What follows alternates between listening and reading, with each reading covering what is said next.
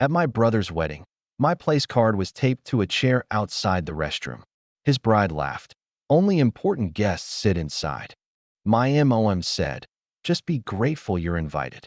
I stood up, took my gift, and said, actually, I think I'm Owen, 28, and I can honestly say I didn't think my brother's wedding would be the moment I finally snapped.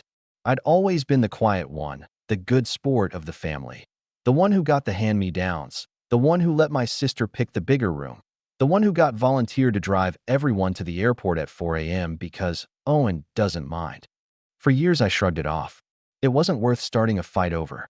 But this was different. When I arrived at the venue, a massive, chandelier-covered ballroom that looked like it came out of a royal movie, I was actually a little excited. I'd spent weeks carefully picking out a gift, a really nice espresso machine, because my brother had always said he wanted one. I even had it wrapped with a handwritten card inside. I showed up on time, even early, because I didn't want to be the guy walking in late during the ceremony. The first red flag should have been when the usher looked confused when I said my name. He flipped through the seating chart for a little too long. Then his face lit up with this awkward, "Oh."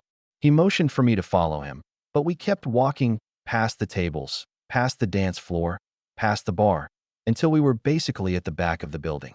He stopped near a hallway that led to the restrooms and gestured at a single folding chair with a place card taped to the seat. Owen. I actually laughed at first. I thought it was some kind of joke. Like maybe my brother was doing a silly prank and they were going to bring me to my real table any second. But the usher just gave me this polite smile, the kind that says, "Please don't make me explain this," and left. I stood there for a full minute, holding the gift bag, staring at this lonely chair while everyone else's place cards were sitting neatly on white-clothed tables with centerpieces and candles. When I finally sat down, trying to convince myself not to care, my brother's bride walked by with two of her bridesmaids. She glanced at me, smirked, and said loud enough for me to hear, "Only important guests sit inside." Her friends giggled like it was the funniest thing they'd ever heard. I tried to shake it off, I really did. But when my mom came over, instead of sticking up for me, she just sighed and said, "Owen, can't you just be grateful you were invited at all? Don't start anything today. This is your brother's moment." That stung more than I want to admit. It wasn't just a seat, it was the message behind it. That I was an afterthought, that I didn't really belong in the family celebration. And I could feel the heat rising in my chest, this mix of anger and sadness I'd been swallowing down for years. So I stood up. I picked up the gift bag, smoothed the front of my suit, and said quietly, mostly to myself, but loud enough for my mom to hear, "Actually, I think I started, but before I could finish, my mom gave me that look. The one that said, "Don't embarrass us." The one that had shut me up since I was 12 years old and learned that pushing back in this family only made things worse. So I sat back down. I don't even know why. Maybe because I didn't want to ruin the day. Maybe because I wanted to see just how far this would go. The ceremony started, and I could barely hear it from where I was sitting. The music was muffled. The vows were a faint echo. Every so often, someone would pass by on the way to the restroom and give me that half-pitying, half-curious glance. The kind of look you give someone you assume doesn't have anywhere else to be. My cousin Ethan even stopped, crouched down next to me, and whispered, "Dude, why are you here?" I shrugged, pretending it didn't bother me, and said, "Apparently this is my seat." He raised an eyebrow and gave a low whistle. Brutal. Guess they had to put the family embarrassment somewhere. He meant it as a joke, but it hit like a punch to the ribs. I smiled weakly just so he'd leave me alone, but inside, my stomach twisted. After the ceremony, I tried to join everyone for the cocktail hour. I figured maybe I could just stand near my cousins, grab a drink, blend in. But when I got to the bar, the bartender asked if I had a drink ticket. I what? Drink ticket. Only for guests with the wristband. I looked down at my wrist. Bare. No wristband. When I asked my mom about it, she said, "Oh, they probably just forgot."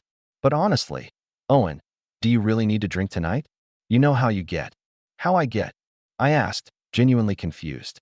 She waved a hand like she didn't have time to explain. Loud. "It's better this way. Don't make a fuss." So I stood there empty-handed while everyone else clinked glasses and toasted the happy couple. When it was time for dinner, I made my way back to my lonely chair, only to find someone else sitting there. A kid, maybe 12, eating breadsticks and scrolling on a phone. Hey," I said. I think that's my seat. The kid shrugged without looking up. My mom said I could sit here 'cause you weren't using it. I glanced toward the main room. Sure enough, my seat had no plate, no silverware, no glass. Nothing. Like they'd planned for me to sit there, but not actually eat. I wandered around, looking for my mom, but she was at the head table laughing with my brother, looking like the proud mother of the groom she'd always wanted to be. When she finally noticed me hovering, she said, "Owen, what now?" "There's no place setting for me," I said. She frowned, like this was somehow my fault. "Well, they had to cut the guest list.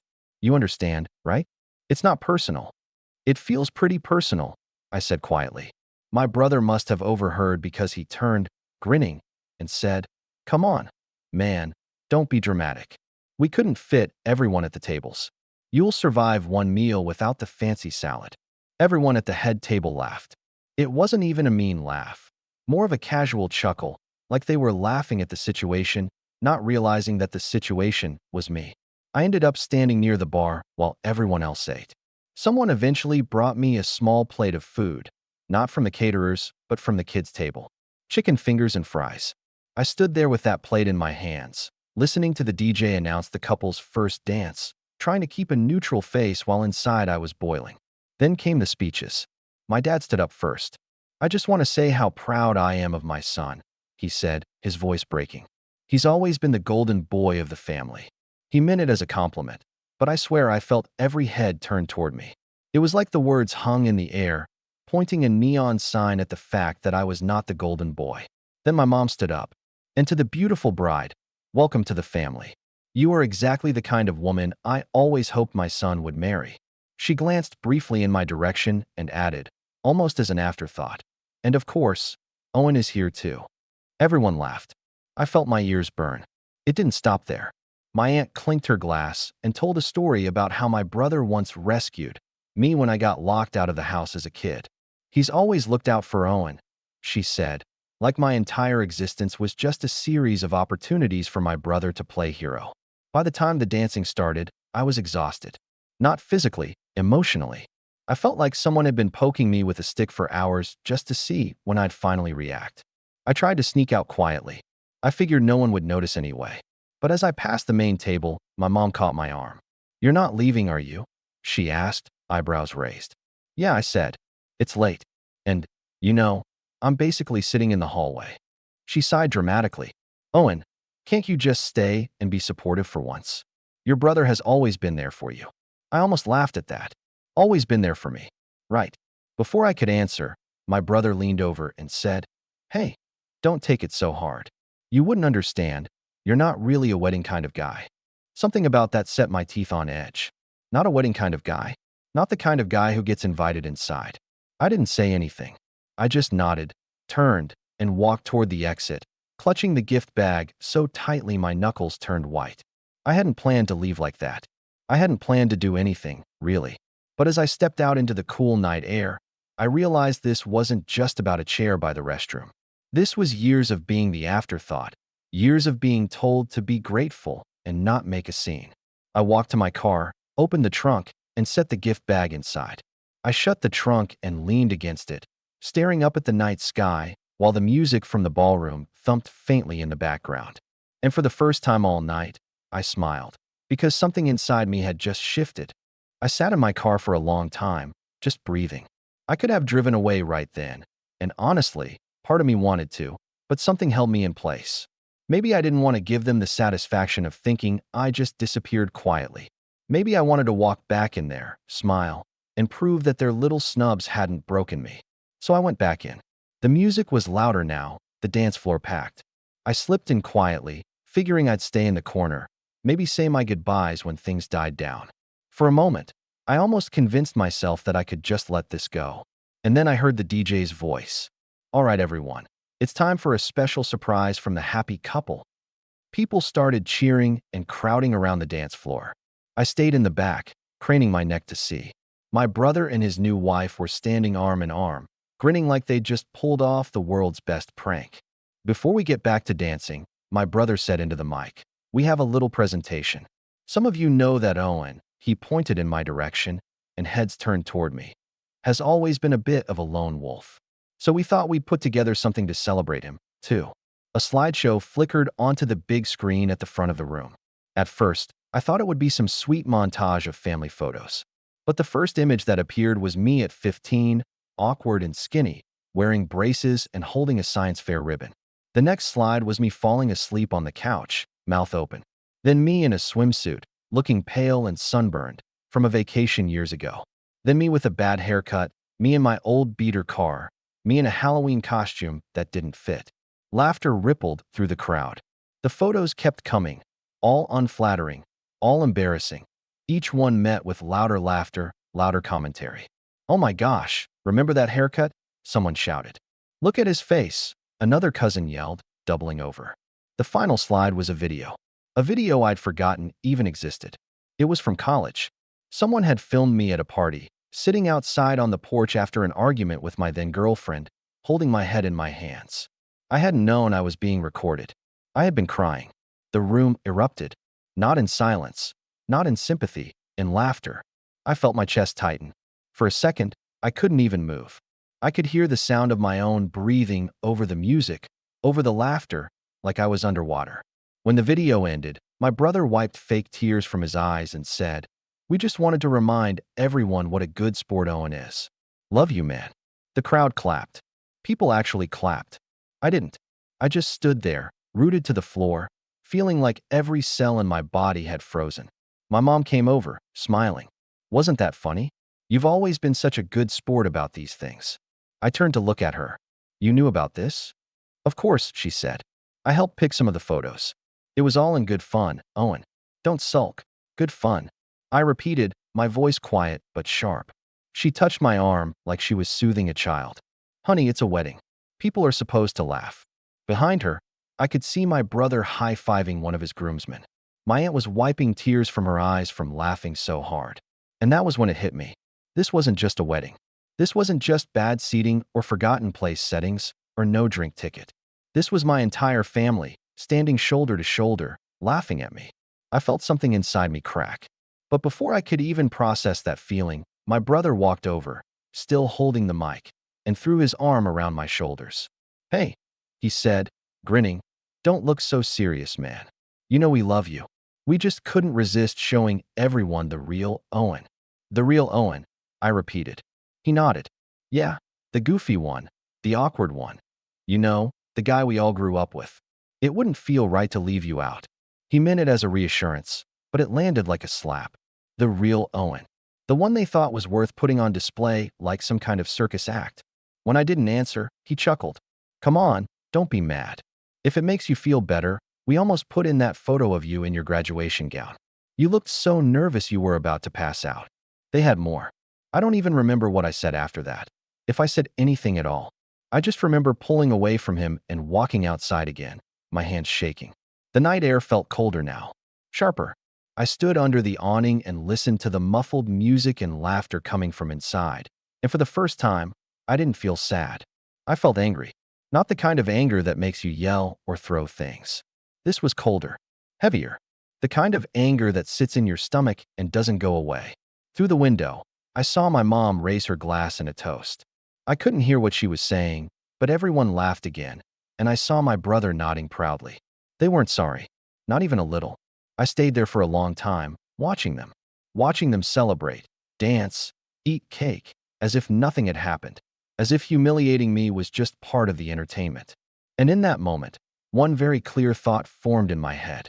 If they wanted the real Owen, they were about to meet him. I didn't go back inside. I stayed under the awning long enough for the laughter to turn into background noise, like the hum of a distant highway. Every now and then, the music would change, slow song, fast song, a cheer for the bouquet toss. And I'd think about going back in just to grab my coat and leave properly.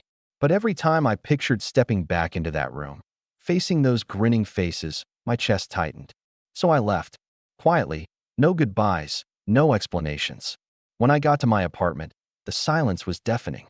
Usually I liked the quiet. I lived alone, and it was nice to have a space that was just mine, but that night it felt hollow, like the walls themselves were listening. I dropped the gift bag on the counter and just stared at it. The carefully wrapped espresso machine, the handwritten card I'd spent half an hour on. I could still hear my brother's voice in my head, laughing as the crowd clapped.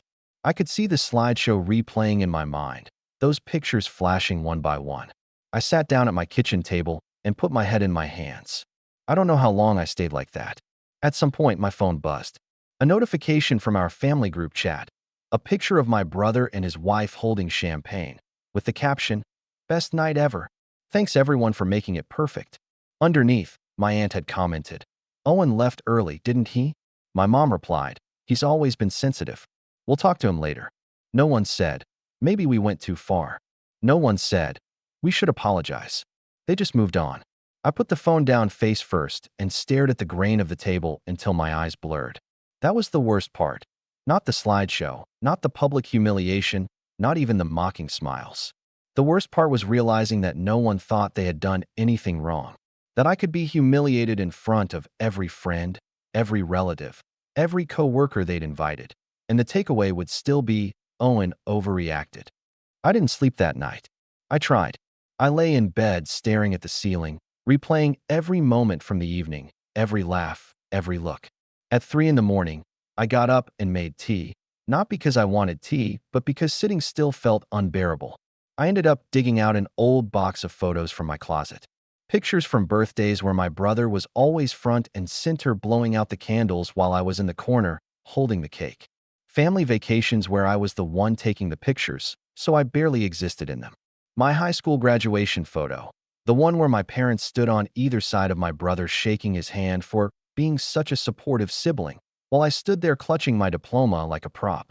I sat there on the floor, surrounded by pictures, and for the first time, I saw it clearly. This wasn't a one-night thing. This wasn't just bad planning or wedding stress.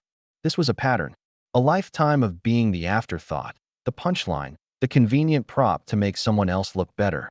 And I realized something else. I was tired. Not just hurt. Not just angry. Tired. I thought about calling someone, a friend, a coworker, anyone, but it was late, and I didn't even know what I'd say. Hey, my family used me as the evening's entertainment, and everyone laughed. Should I be okay with that? Instead, I sat there until the sun came up, the photos scattered around me like evidence at a crime scene. The next day, I kept my phone on silent. My mom called twice. My brother texted once. "Hey man, hope you're not too mad. You know it was just a joke." I didn't answer. Monday at work, I kept my head down. But apparently news travels fast. One of my coworkers stopped by my desk and said, "Heard you were the star of the wedding slideshow. Guess you're famous now." She meant it as a joke, but my throat tightened. I excused myself and sat in my car for 20 minutes, gripping the steering wheel and forcing myself to breathe. That night, I sat on the couch with the lights off, scrolling through the photos I'd taken over the past few years. Birthdays, holidays, random dinners. In every single one, I was either behind the camera or off to the side. And something strange happened. Instead of crying again, I felt a strange calm settle over me. Like my brain had finally accepted what my heart had been fighting. They weren't going to change. No matter how many times I showed up, no matter how many gifts I brought, no matter how many airport rides or house-sitting favors or last-minute emergencies I handled, they were never going to see me as an equal. So maybe it was time to stop trying. That thought scared me at first. The idea of pulling back, of not being available on demand, of letting them figure things out without me. But as I sat there in the dark, it also felt lighter, like taking off a heavy coat I hadn't realized I'd been wearing. The next morning, I deleted the family group chat from my phone. I didn't block anyone, not yet, but I silenced their notifications. I turned off read receipts. I made a quiet promise to myself. No more being the family's safety net. If they needed me, they could figure it out on their own. I didn't tell anyone about this decision. Not yet. It felt like something I needed to keep close, like an ember I wasn't ready to show the world. But that night, when I passed the gift bag still sitting on the counter, I didn't feel guilty about keeping it. I didn't feel guilty about anything. For the first time in a long time, I felt steady. And somewhere deep down, a small, steady voice whispered that I wasn't done. Not by a long shot. Something shifted in me after that night.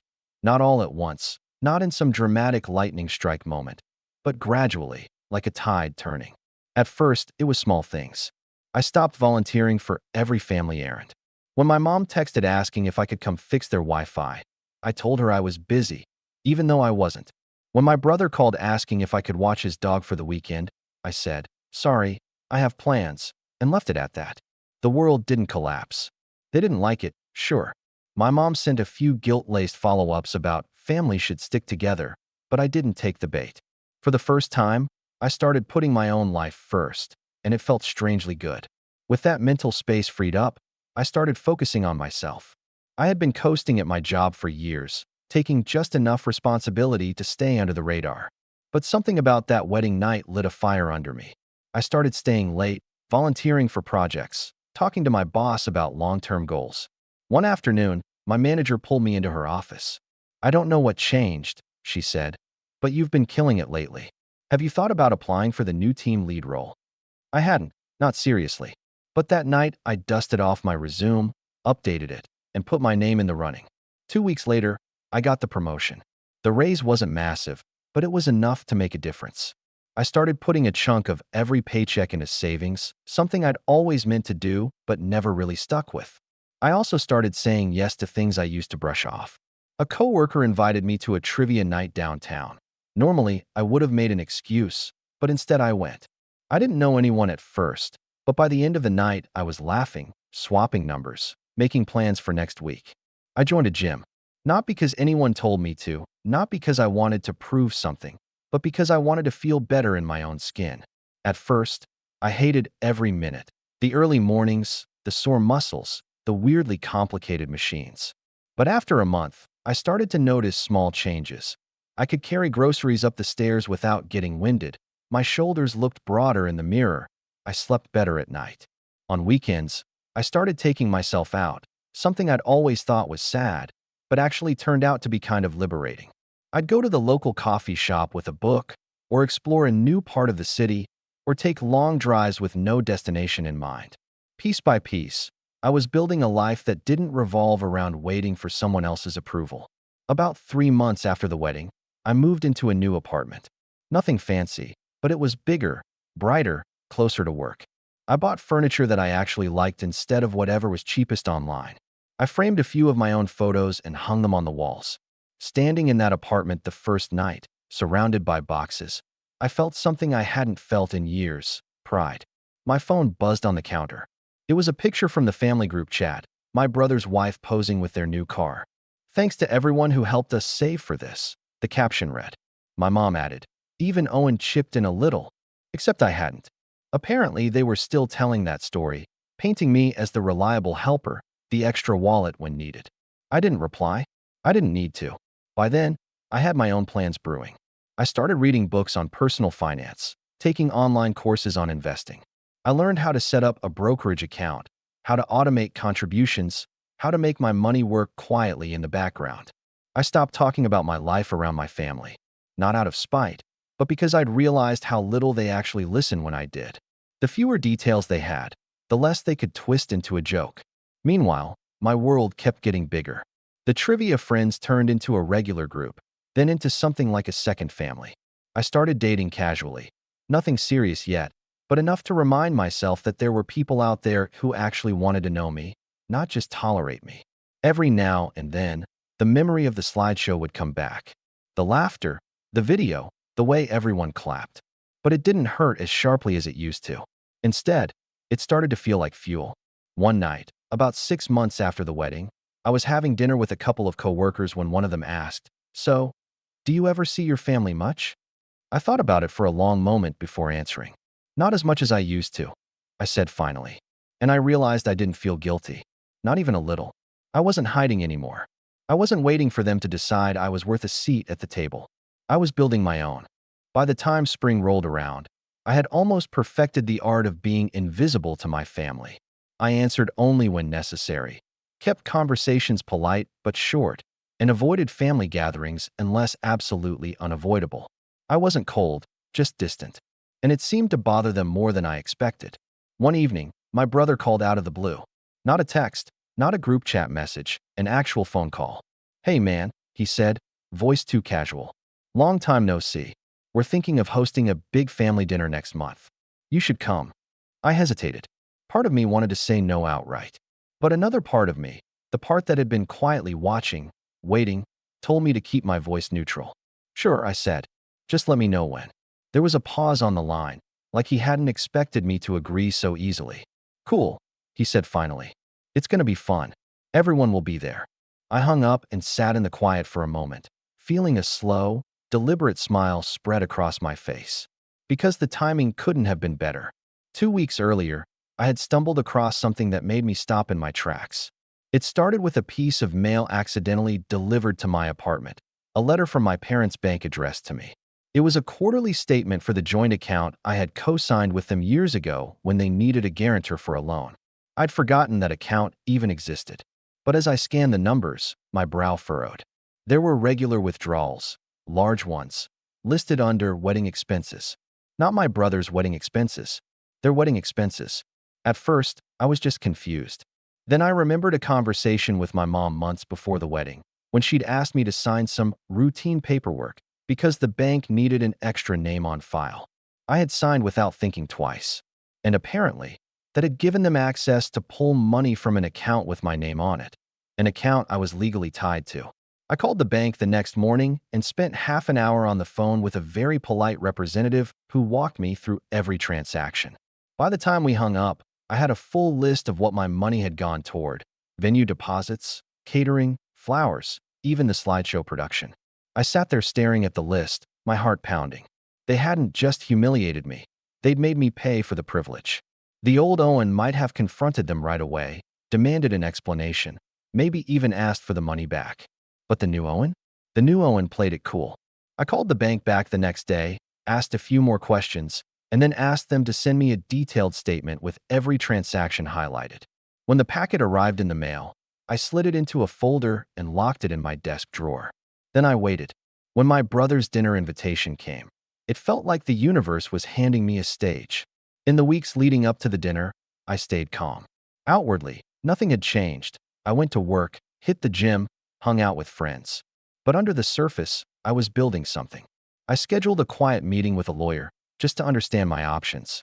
The lawyer flipped through the folder, nodding slowly. You have leverage, she said finally. At the very least, you could demand repayment.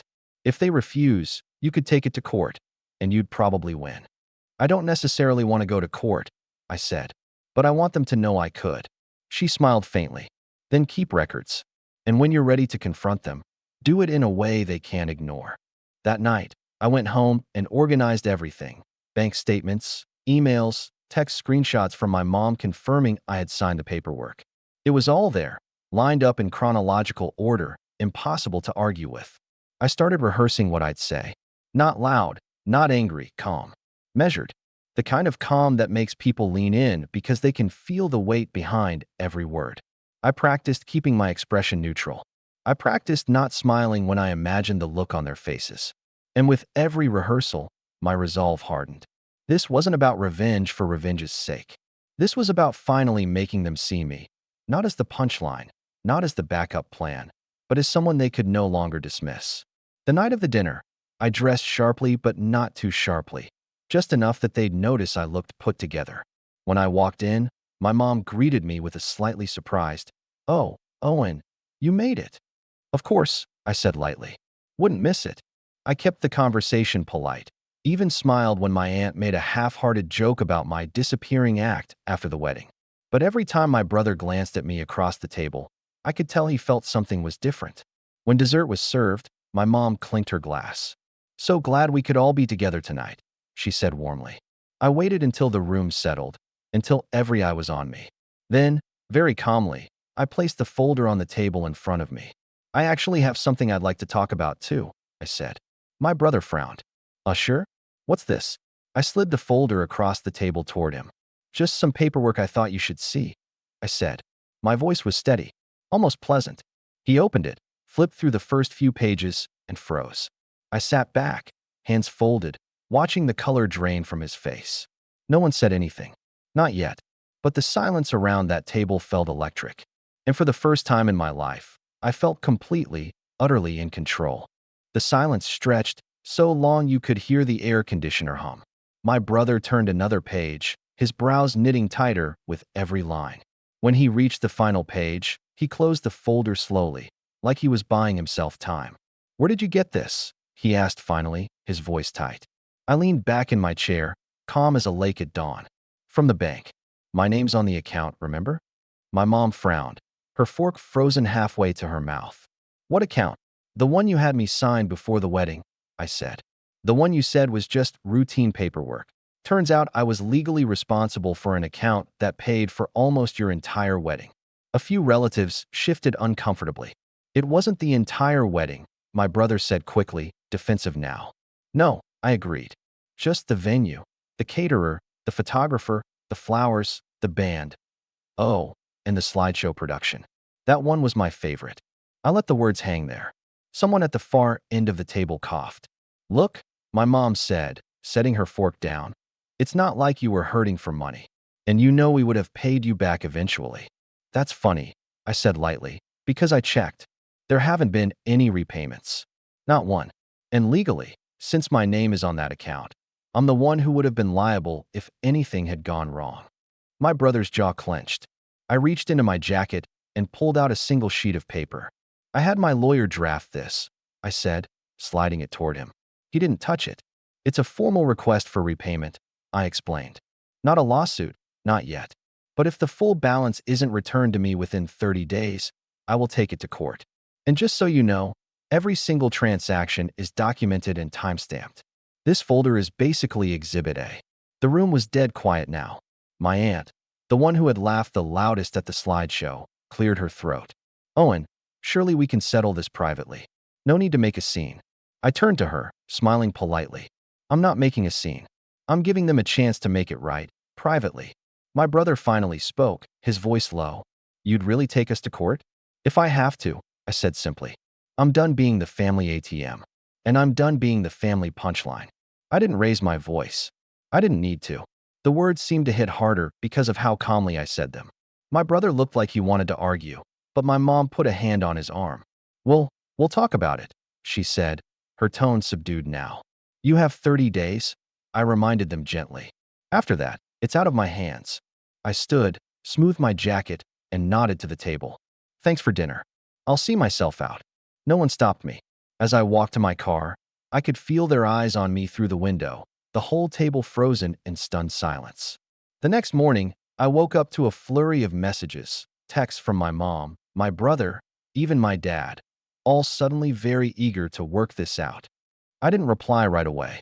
I went about my day, hit the gym, met a friend for coffee, finished a project at work, and only that evening did I send a simple reply. All communication in writing from now on. Email only. It felt good, clean, professional. Within a week, they sent me a formal repayment plan. Not just the amount taken, but interest, likely at the lawyer's suggestion. I had them sign it. I had it notarized. When the first payment hit my account, I didn't celebrate. I just filed it away and kept moving forward. Because this wasn't about the money anymore. It was about proving, to them and to myself, that I wasn't the helpless, overlooked little brother anymore. A few weeks later, I got an invitation to another family event, a cousin's birthday party. I almost didn't go, but then I decided I would. When I arrived, people were friendlier than I'd ever seen them. My aunt made a point of hugging me. My mom asked if I wanted a drink, and actually handed me one without a lecture. And when my brother started to tell a joke at my expense, he caught himself halfway through and changed the subject. I didn't gloat. I didn't need to. Because for the first time in years, I wasn't on the outside looking in. I was at the table, on my own terms. And every single one of them knew it. Over the next month, the repayment plan became the invisible thread pulling my family together, though not in the warm, fuzzy way my mom probably would have preferred. Every Friday, like clockwork, a payment would hit my account. The first time, my mom sent a long message about how she hoped this would heal old wounds and bring us closer. I didn't reply. The second time, she called. Owen, she said as soon as I picked up, we've been talking, and we just feel like this is so transactional. You're our son. Can't we just put this behind us? Mom, I said evenly. We will, once it's paid back. This is putting it behind us. There was a long pause. Your father thinks you're being cold. Maybe, I said, but I'm not being careless anymore. She didn't know what to say to that. By the third payment, my brother reached out. Hey man, he texted. I feel like things have gotten weird. I didn't mean to hurt you. It was supposed to be funny. Can we just talk? I thought about it for a long time before writing back. Talking is easy. Accountability is harder. Keep going. He left me on read. 2 months into the repayment plan, I got invited to another family dinner. This time, I didn't hesitate. I went. When I walked in, the atmosphere felt different. People were polite. My mom greeted me with a hug that felt a little too careful, like she was afraid I might break. During dinner, there were no jokes at my expense, no sarcastic comments, no backhanded compliments. Just polite conversation. Halfway through dessert, my brother cleared his throat. "I want to say something," he said, glancing around the table. Everyone went quiet. I know I messed up," he said. "At the wedding. With the account. All of it. I thought it was a joke, but it wasn't funny. Not to you. And I should have realized that sooner." It was the closest thing to an apology I'd ever heard from him. I nodded once. "Thank you." And that was all I said. Because the truth was, I didn't need more than that. The repayment plan finished on schedule. On the day the final payment hit my account, I printed the confirmation and filed it neatly with the rest of my documents. Later that night, I dropped by my parents' house, unannounced, and found them sitting in the living room. "I came to let you know the account is settled," I said. "We're square." My mom nodded quickly. "Good. I'm glad. I was afraid you'd hold this over us forever."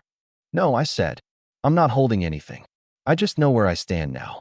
My dad opened his mouth, maybe to argue, maybe to lecture, but I held up a hand. "This isn't a fight," I said calmly. "I just wanted you to know I won't be the family's safety net anymore. If you want me in your lives, it has to be because you actually value me, not because you need me." The room was silent. I stood there for a moment longer, then turned and let myself out. Walking down their front steps, I felt lighter than I had in years. At the next family event, a cousin's engagement party, I walked in late, took a seat near the middle of the room, and felt every eye on me. This time, no one laughed. No one made a joke. When the toast came around, my brother raised his glass toward me. "Glad you're here, man," he said simply. I raised mine back, met his eyes, and smiled. Because for the first time in my life, I wasn't sitting by the restroom, I wasn't an afterthought, and I wasn't anyone's punchline. I was exactly where I chose to be. And as I sipped my drink, I thought, they'll never tape my name to a chair again. I'll never forget the sound of my mom's voice when she told me, "We're not doing anything for your birthday this year. It wouldn't be fair to your brother." Just like that. No apology. No explanation that made sense. No offer to make it up to me later. I just stood there in the kitchen, holding the edge of the counter like it would stop my stomach from dropping, trying not to show how much it stung. She didn't even look up from the grocery list she was writing. Like what she'd just said wasn't a gut punch. Like it was obvious. Reasonable, even. My name's Sam. I was 18 at the time, and up until that moment, I hadn't fully realized just how invisible I'd become in my own family. Growing up, I always knew my brother, Tyler, was the favorite. He's 2 years younger than me, but somehow always managed to act like the older one. Not because he was more mature. God, no. Tyler threw tantrums well into high school and had a way of making everything about him, no matter how unrelated. If I came home with a certificate from school, he'd start fake crying because he didn't get one. If I got sick and had to stay home, he'd pretend to have a fever the next day too. And my parents? They always bought it. They'd coddle him, comfort him, and tell me I needed to stop showing off or be more understanding. I spent years swallowing it, thinking that maybe if I just tried harder, if I was quieter, more helpful, less me, they'd see I wasn't the problem. But that birthday, that was the moment everything finally cracked. I'd been looking forward to my 18th birthday like it was a finish line. I told myself that once I was legally an adult, things would change. I'd apply for scholarships, get into college, get a job, save up, maybe even move out. I just had to make it to 18.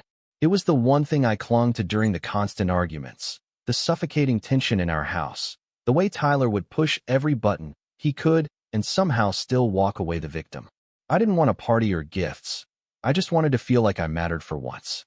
But 2 weeks before the day, I started noticing the signs. No one mentioned it. No one asked what I wanted to do. My dad mumbled something about tight finances, even though Tyler had just gotten brand new headphones and a gaming chair delivered that week. When I brought it up casually, like, "Hey, are we doing anything for my birthday?" My mom gave me that strained smile she used when she didn't want to argue. "We'll see," she said, which I already knew meant no. The final blow came the night before. I was sitting at the dinner table, pushing some overcooked spaghetti around my plate when my mom dropped the bomb. "We're not doing anything for your birthday this year," she said, not even glancing up. "It would upset Tyler." I remember blinking, genuinely confused. Upset him how? I asked. Tyler, who was scrolling on his phone next to me, didn't even pretend to be surprised. "Because he's been feeling left out lately," my mom continued. "And we don't want to rub anything in his face." Rub what in his face? That I existed? That I made it to adulthood despite them trying to snuff me out with indifference? I looked at my dad, hoping, just hoping, he might step in, might say something. But he kept chewing like this was all completely normal. That was when Tyler finally looked up and said, with a smug little smirk, "No one wants you here anyway. Just leave." He said it like it was a joke, like he expected everyone to laugh. No one did. Not because it was cruel, but because it was true to them. My mom sighed. "Tyler," she said gently, not in reprimand, but in that sing-song voice she used when he was being playful. My dad said nothing. I felt my throat tighten, but I didn't give them the satisfaction of a reaction. I just nodded, pushed my plate away, and went upstairs. I packed that night. I didn't slam doors. I didn't leave a note. I just filled my backpack with the essentials, my laptop, some clothes, the crumpled $80 I had saved from tutoring, and walked out just after midnight while the house was asleep. No one called. No one texted. It was like they'd been waiting for me to disappear. I couch surfed for a bit. Friends from school, people who barely knew me but saw how bad things were and offered anyway. Eventually, I scraped together enough to rent a shoebox of a studio apartment across town. It was barely livable. Creaky floorboards, drafty windows, a radiator that hissed like a demon in the night. But it was mine. For the first time, I didn't feel like I had to tiptoe around someone else's mood or apologize for existing. I started working part-time at a coffee shop and took online classes whenever I could. It wasn't easy, but it was freedom. I didn't tell anyone where I went. Not my parents. Not even extended family. I figured they'd ask eventually. They didn't. A part of me hoped someone would reach out just to check if I was alive. No one did. I blocked my mom and Tyler on everything, kept my address off social media, and changed my number. It was like cutting off a tumor. Painful at first, but necessary to survive. I told myself I was done with them, that I could move on. And for a while I did. Until a year later, almost to the day, I opened my front door to find Tyler standing there.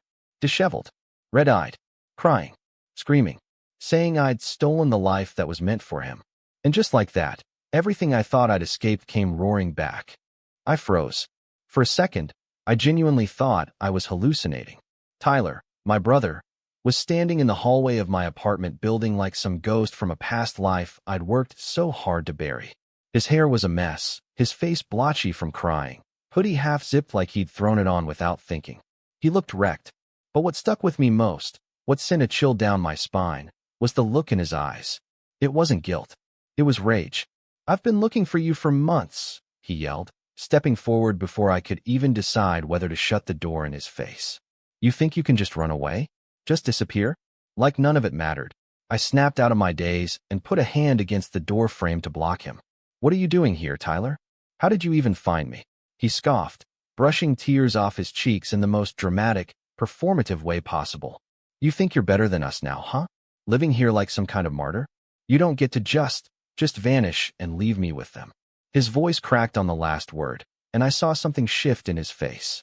He wasn't just angry. He was panicking, spiraling. I didn't answer right away. My heart was hammering in my chest, not from fear, although part of me was afraid, but from the sheer absurdity of this moment. This was the same brother who told me to leave. The same one who smirked while my parents canceled my birthday. The same one who watched me pack my things and never once tried to stop me. "Tyler," I said slowly, "you told me no one wanted me there. And guess what? You were right. No one came looking. Not once." He flinched like I slapped him. "Because you left," he snapped. "You abandoned us." I laughed, dry, humorless. "I abandoned you. I was a ghost in that house for years, and you're mad I finally stopped haunting it." He pushed past me before I could stop him. I wasn't strong enough to hold the door shut against his weight, and honestly, I was too stunned to resist. He stumbled into my tiny apartment like he owned the place, spinning in circles like he couldn't believe where he was. "This is it," he spat.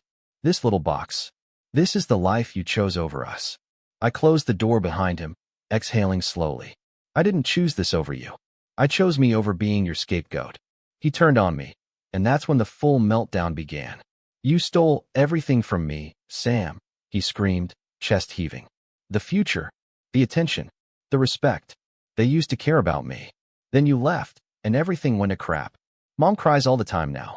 Dad barely talks. And me? I get blamed for everything. I blinked. Blamed for what exactly? For you leaving, he shouted. For the way the house feels empty. For the stupid tension all the time. Do you know what it's like to live in a house where your name is basically a curse? Every time Mom sighs, it's, I wish Sam was here. Every time I mess up, it's, why can't you be more like your brother?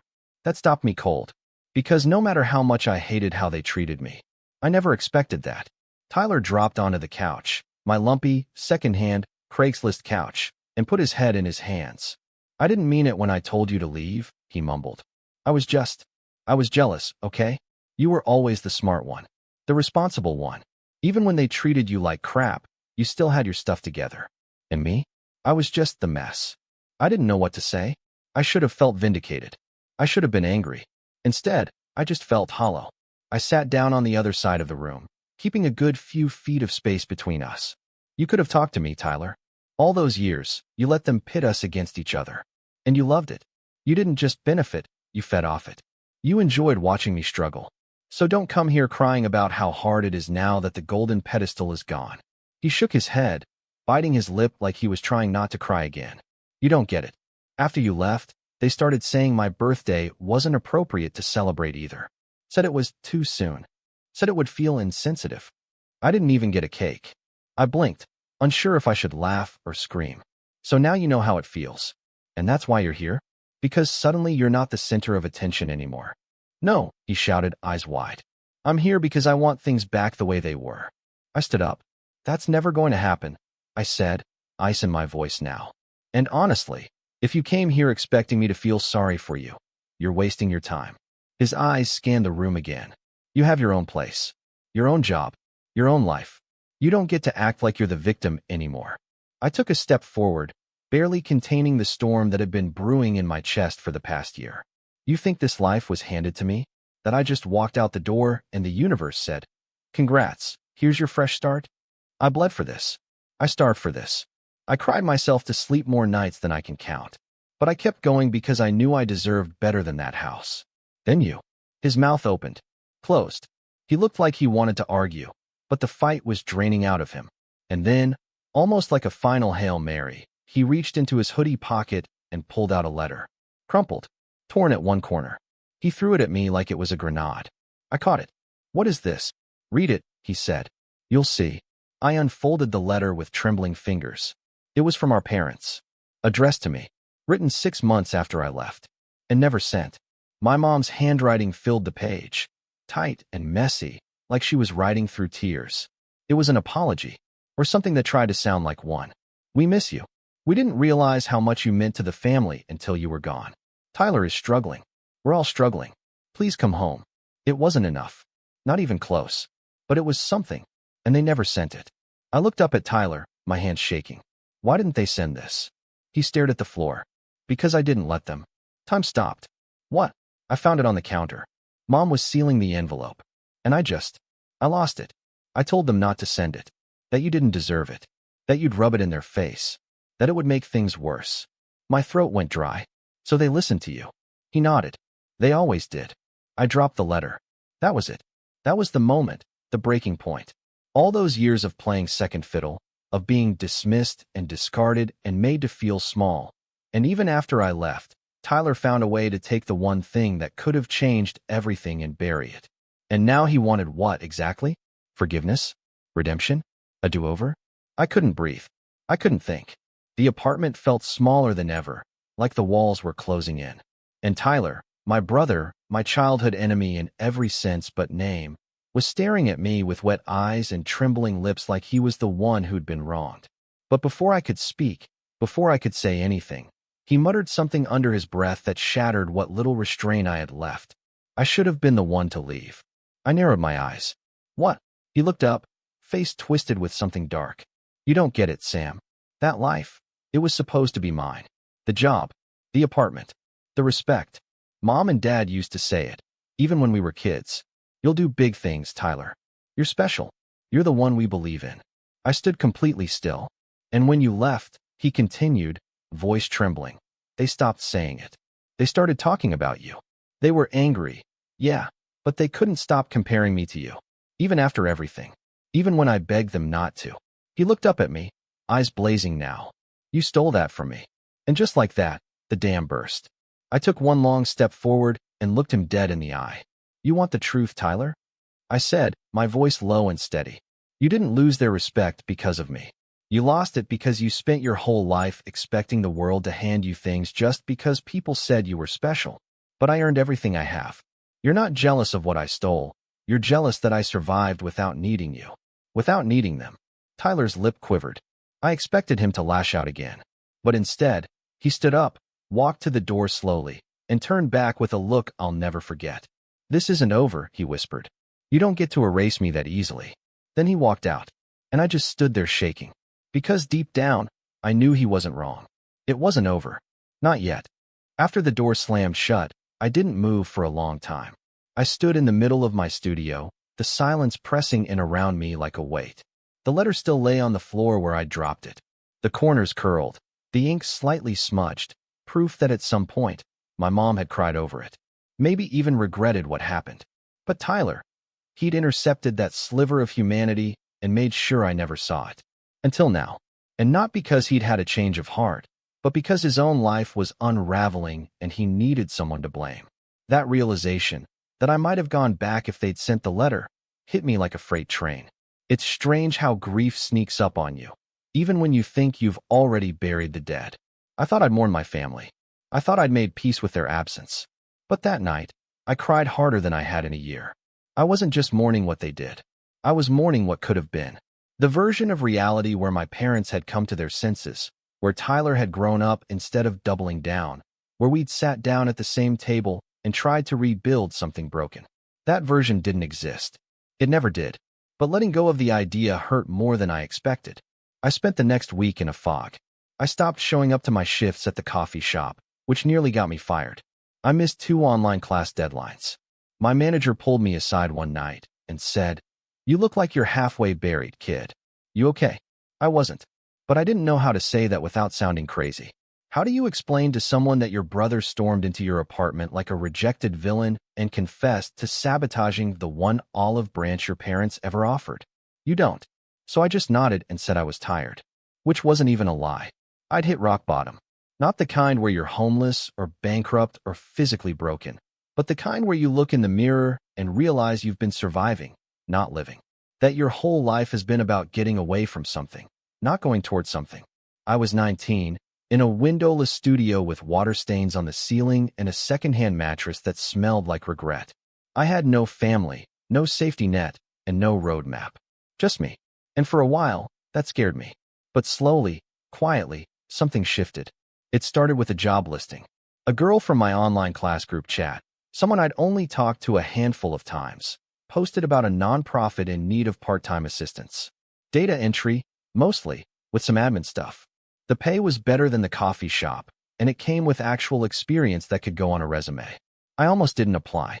I didn't think I had a chance. But I did. They hired me after a Zoom interview where I thought I bombed every question. Apparently, they liked my honesty. I told them I didn't have much professional experience, but I'd been handling difficult people my whole life, and I could stay calm under pressure. They laughed. I didn't tell them I was talking about my family. The work was straightforward, but the environment was a revelation. The people were kind, respectful. My supervisor actually asked for my opinion during meetings. For the first time in my life, I felt like my voice had weight. It was the smallest thing, but to me, it felt like gold. I started taking pride in my job. I showed up early, asked questions, even helped streamline a filing system that was driving everyone nuts. They noticed. A month later, they offered me more hours. 2 months after that, they asked me if I'd consider staying on full-time after I finished school. Me, the kid who packed his bags and walked out of a house where he didn't even get a birthday. It wasn't just the job. Other things started falling into place, too. I took a risk and submitted a personal essay to an online magazine, writing about estrangement, family guilt, and the strange grief of being cut off by choice. They published it. It didn't go viral or anything, but I got emails. Dozens. People saying they saw themselves in my words. That they were trying to break free from toxic homes too. That it helped them feel less alone. I wasn't alone anymore either. That same girl from the group chat, the one who posted the job listing, we started talking more. Then hanging out. Then one night, after a long walk and 2 hours of just sitting on a bench talking about our childhoods, she reached out and held my hand. Her name was Alina. She didn't ask for the whole story right away. She let me unravel in pieces, never pushing, never judging. When I finally told her everything, about Tyler, the birthday, the letter, she just looked at me and said, "That's not a family. That's a crime scene." We both laughed until we cried. By the time winter rolled around again, I had savings in the bank, a new laptop, better furniture, and my first real sense of peace. I even treated myself to a birthday dinner. Just me, Alina, and a few friends from work. It was nothing fancy. We ordered takeout and played card games until midnight. But when they surprised me with a homemade cake, candles and all, I felt something crack open in my chest. I hadn't realized how much I needed to be celebrated. Not tolerated. Not ignored. Celebrated. And that was when I knew I wasn't broken anymore. I wasn't fixed either. Healing's not a straight line. But I wasn't drowning in silence or shame or bitterness. I was becoming someone I actually liked. Someone I could rely on. Someone who didn't need validation from people who only offered conditional love. And just as I began settling into this new chapter, just as I thought the past might finally stay buried, I got a message. Not a phone call. Not a letter. A DM. From an anonymous Instagram account. No profile picture. No bio. Just one message. "You think this is over? You took everything from me. You're going to pay for what you did." My blood ran cold. I didn't need to guess who it was from. Tyler. I hadn't heard from him in months. No word from my parents either. I thought maybe, finally, they'd accepted that I was gone for good. But now he was back. And he was angry. More than that, he was watching me. Because the message didn't come out of nowhere. It came the day after I posted a picture of me and Alina celebrating my acceptance into a local university's transfer program. I'd captioned it something cheesy like, "New Beginnings." It had maybe 40 likes. Nothing major. But clearly, it had been enough to set him off. I blocked the account immediately, heart racing. Alina told me not to worry, that people like him thrive on reaction. That he was just lashing out because he felt powerless. And I believed her. But that didn't stop me from double-checking the locks on my door that night. Or installing a security camera the next day. Because no matter how far I'd come, no matter how strong I felt, the truth was, Tyler had always been unpredictable. And when people like him feel like they're losing control, they become dangerous. He'd already proven he could sabotage me once. And I had a gut feeling he wasn't done trying. What I didn't expect, what I never could have predicted, was how far he'd go to tear me back down. Or how, in trying to ruin me, he'd end up destroying himself. I didn't sleep much after that message. It replayed in my mind in a loop, like a song I didn't ask to hear. "You think this is over? You took everything from me." And then the part that really stuck with me. "You're going to pay for what you did." It wasn't a threat made in passing. It had weight. Intention. It didn't feel like someone just blowing off steam. It felt like a warning. And the scariest part? He wasn't wrong. I did take something from him. But not in the way he meant. Tyler had spent his whole life feeding off of comparisons. Every moment he could steal from me. Attention, praise, sympathy. He consumed like oxygen. When I left, he didn't just lose a brother. He lost his mirror. The person he measured himself against. And now that I'd built something without him, without any of them, the illusion he clung to had shattered. That kind of person doesn't cope. They retaliate. And if there was one thing I knew about Tyler, he never played fair. I blocked the account. I deleted the photo. But I didn't delete the feeling that this wasn't over, not by a long shot. So I started preparing. Quietly. Carefully. The first thing I did was tell Alina everything. We were sitting on the balcony of her apartment, a mug of tea warming my hands as I stared out over the city. She didn't say anything for a while after I finished. She just listened. That's one of the things I loved about her. She didn't jump to fix things. She let you sit with them. Let you breathe. "So what do you want to do?" she finally asked. "I don't know," I said honestly. "I don't want to make this a war. But I don't trust him to stay away." She nodded. "Then maybe it's time you stopped reacting and started planning." That stuck with me. I realized something in that moment. For most of my life, I'd been on defense, always managing fallout, always patching holes after someone else set the fire. But now I had space. I had resources. I had time. And most importantly, I had nothing to lose. Tyler still lived with our parents. I hadn't heard much about them since I left, but I knew they hadn't changed. People like them rarely do. They probably still walked on eggshells around him, still let him rewrite history and control the narrative. But cracks were showing. That much was clear from his breakdown in my apartment. He wasn't just angry. I'd never seen him scared before. And scared people slip up. So I started watching. I created a fake account, one he wouldn't trace to me. Just a blank profile with no posts, a common name, and a vague bio. I followed some of his old friends from high school, a few extended family members, even some mutuals from my online classes, anyone who might have had a reason to follow him back. It took 3 days. Then he accepted the follow request. From there, it was easy. He wasn't private. He never had been. Tyler loved attention. Even now, when he was supposedly suffering, he still posted like he was the star of a reality show. Sad selfies with dramatic captions.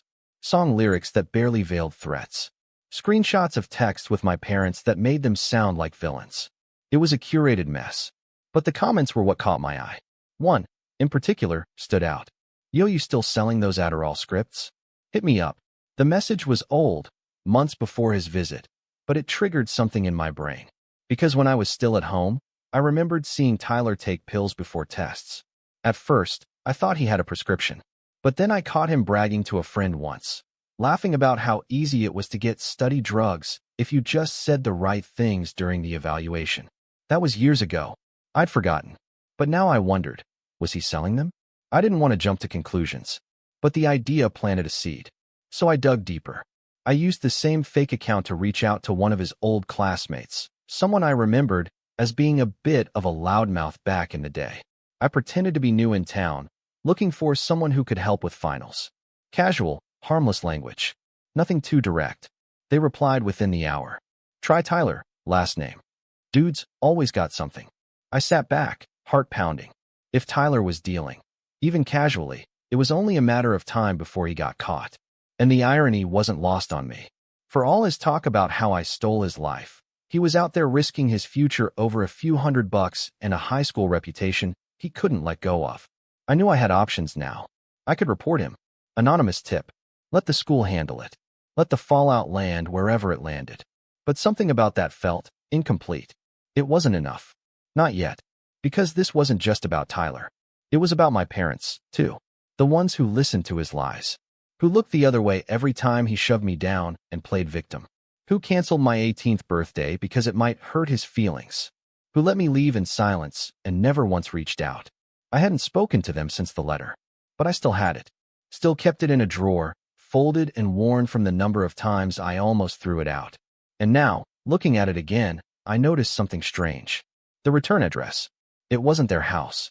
It was a P.O. box. I'd never paid attention before. But now, I did some digging. A few quick searches revealed it was part of a rented mailbox service in a shopping plaza across town. Weird. Why would they send mail from there? Unless they didn't want anyone to know where it came from. That's when it clicked. They hadn't written that letter because they missed me. They wrote it because someone else pressured them to. I started remembering little things, old conversations with extended family, church members, even teachers who had seen the way my family treated me. Maybe someone had said something. Maybe a social worker got wind of it. Or a distant relative demanded they reach out. And rather than admit what really happened, my parents wrote a letter, sealed it, and never sent it, but made sure it looked like they had. And Tyler destroyed it because he knew if I read it, I might come back. He wasn't just protecting his ego. He was protecting their lie. That was the final piece I needed. Because now, it wasn't just about revenge. It was about truth. So I started building a paper trail. I gathered everything. Screenshots of Tyler's messages, social media posts, the DM he sent me, old voicemails from my parents that I'd saved back when I first left. I wrote down everything I remembered from growing up, the favoritism, the gaslighting, the neglect. I even reached out to a former teacher who'd once pulled me aside in 10th grade and asked if everything was okay at home. I told her the truth. She cried. Then she offered to write a letter on my behalf. And then I did the hardest thing I'd done in a long time. I contacted my aunt. My dad's sister, Marianne, had always been a bit of an outlier. She lived a few hours away, rarely came to family events, and was openly critical of my parents when I was younger. I used to think she was just difficult. Now I realize she might have been the only one who ever saw things clearly. I found her email online through a public directory. She was a high school counselor in a nearby district. I sent her a long message. I didn't ask for anything. I just told her the truth, start to finish. She replied the next day. I always knew something wasn't right. I'm so sorry it took this long for someone to believe you. Whatever you're planning, Sam, I'm in. It was the first time someone from my family ever said those words to me. I cried, and then I kept planning, because Tyler wasn't going to stop until he made me the villain. But I was done playing that role. What he didn't realize was that while he'd been spiraling, I'd been documenting, watching, growing. I had friends now, allies, witnesses. I had a job, a college acceptance letter, a published article with my name on it. He had a trail of pills, a reputation for chaos, and a closet full of skeletons he'd never bothered to lock. I wasn't going to expose him with fire and fury. I was going to do it with the truth. And when it all unraveled, when everything he built on manipulation and lies finally came crashing down, I'd be there. Not to gloat, but to make sure he never pulled anyone else down with him again. It all came together the following spring. By then, my life had shifted completely. I was officially a full-time student, working fewer hours at the nonprofit but doing more meaningful projects, grant writing, outreach planning, community partnerships. I had a routine. I had people. I had peace. But beneath it all, I still carried the weight of what Tyler had said in my apartment. You took the life that was meant for me. He believed that down to his bones. And because he couldn't steal it back, he was hell-bent on tearing it apart. That was his nature. Always was. So when I finally moved forward with my plan, it wasn't out of rage. It wasn't revenge for the sake of revenge. It was closure. Justice. And it started with a single envelope. Inside was a printed packet, 10 pages long. Page 1. A cover letter written by me, with the subject line, Statement of Concern. Pages 2 through 10, Documentation. Screenshots. Emails. Character witness statements. Records of harassment. Evidence of drug sales and distribution, collected over months. Even a note from my old teacher, now retired, describing years of observed neglect and emotional abuse in our home. I didn't send it to the school. I sent it to 3 places. The university Tyler was still attending. His grades had slipped, but he was still hanging on by a thread. The local police department, with a redacted version focused on the drug sales and online threats, delivered via their anonymous crime tip system. My Aunt Marianne, along with a letter just for her, asking her to send the file to anyone she thought could help if things didn't move fast enough. She did one better. She handed it to a lawyer. And that's when the dominoes started falling. It didn't happen overnight. These things never do. But within 2 weeks, the university's conduct office emailed Tyler to schedule a formal disciplinary hearing. They didn't tell him who submitted the complaint, but they didn't have to. He knew. Because that same week, 2 detectives came to my parents' house asking about a prescription pill ring operating in their son's name. Tyler panicked. He deleted his Instagram, deleted his Twitter, took down every post with even a hint of incrimination. But it was too late. Screenshots don't vanish. Witnesses don't unsee things. And me? I stayed quiet. Until the news broke in our old neighborhood Facebook group. Someone posted that Tyler had been suspended from school, that he was under investigation, that a few students had come forward with screenshots showing him offering pills in exchange for money, or worse, for favors. And just like that, the golden child image he'd clung to for so long shattered in full view. It hit my parents like a freight train. At first, they denied it, said it was all lies, that someone out there had a vendetta. They even tried to blame me, spreading rumors through the extended family that I'd manipulated the situation out of spite. But no one believed them. Not anymore. Because the evidence was undeniable. And I had more allies than they realized. My Aunt Marianne, God bless her, went on a quiet crusade. She contacted family members one by one, shared the letter I sent her, told them what had really happened in our house. The favoritism, the neglect, the years I spent isolated, silenced, and discarded. People listened. They started asking questions. My cousin Emily, who I hadn't spoken to in years, messaged me to say, "I'm so sorry. I wish I'd known. I believe you." Even my grandparents, who had always kept their distance, Send a letter. A real one. We had no idea what was going on. We thought your parents were just dealing with stress. We see now how wrong we were. We're proud of you, Sam. And we're sorry we weren't there when you needed us most. I cried when I read it. Because it was the first time the people who should have protected me actually took responsibility. But the real moment of justice came during the university hearing. I wasn't there in person. I didn't need to be. My statement had already been submitted, along with all the documentation. But Tyler was there. And so was a student witness, a guy named Malik who'd been burned by him in a deal gone wrong. He'd been afraid to speak up until now, worried about retaliation. But once the university opened the investigation, he stepped forward. He told them everything. And with that, Tyler's academic career imploded. He was expelled. Not just suspended, expelled. His record flagged for criminal conduct. His scholarship revoked. His housing terminated. And because of the police tip, things didn't stop there. He was arrested 2 weeks later. Nothing dramatic, no handcuffs in the front yard, but the mugshot showed up online. It was buried in local news, a tiny piece under campus crime briefs. But I saw it. And so did everyone else. The fallout at home was nuclear. My parents tried to control the narrative, but it slipped through their fingers like water. Tyler had always been their star. Their excuse. Their projection of everything they wished they were. And now that he'd crumbled, so did their lies. I started getting messages. From people who used to mock me. From classmates who ignored me. From old neighbors who used to believe every word my parents said. Every message was the same. I had no idea. I'm sorry. You didn't deserve that. I didn't respond to most of them. I wasn't doing this for recognition. I was doing it for peace. But there was one thing left. One final moment I needed. Not out of anger, but to finally put it all to rest. So I wrote my parents a letter. Short, calm, honest. Dear Mom and Dad, I know you're looking for someone to blame. I know you want to believe this all came out of nowhere. But the truth is, you built this. You built Tyler into someone who believed he was untouchable. You punished honesty and rewarded manipulation. I didn't ruin his life. I saved mine. I wish things had been different. I really do. But I'm not coming back. I have people now who see me. I have a life that doesn't revolve around walking on eggshells. Don't contact me again. Sam. I didn't expect a response. And I didn't get one. Tyler was sentenced to community service and placed on probation. He avoided jail time. First offense, family lawyer, privilege still working overtime. But his record was marked. He lost job offers. Lost credibility. The last I heard, he was working nights at a local warehouse, living back home, barely speaking to anyone. My parents retreated from the world. Their once perfect family image, gone. Their holiday newsletters, canceled. Their smiles at church, hollow. The people who once praised them now whispered behind their backs. And they had no one left to blame. Just the truth. And me? I graduated. Alina and I moved into a bigger place. One with windows and warm floors and no ghosts in the corners.